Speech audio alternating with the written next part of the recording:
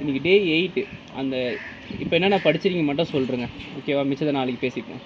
10 லட்சம் 1 mark 2 mark பச்சை அதே 10 லட்சம் 1 மார்க் நான் அப்போ வந்து 1 மார்க் வச்சுனா லெசன் தேடி வச்சுனா நான் சம்ம பண்ணேன்.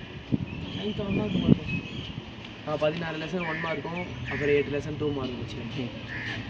ஜீவா நான் இங்கே பார்த்தா இம்பார்ட்டன் வந்து 10 லெசன் 1 மார்க் 2 மார்க் வச்சுருக்கேன். அதில் 5 லெசன் வச்சுருக்கேன். நான் 16 லெசன் 1 மார்க் வச்சுருக்கேன். அப்புறம் வந்து 8 லெசன் 2 மார்க் வச்சுருக்கேன். 1 மார்க் 2 மார்க் வச்சுருக்கேன். 1 மார்க் 16 லெசன் முடிச்சிருக்கேன். 2 மார்க் வந்து 5 லெசன் முடிச்சிருக்கேன். ஓகே, நீங்கள் சுமனுக்கு பர்த்டே. ஸோ மறந்து போச்சு.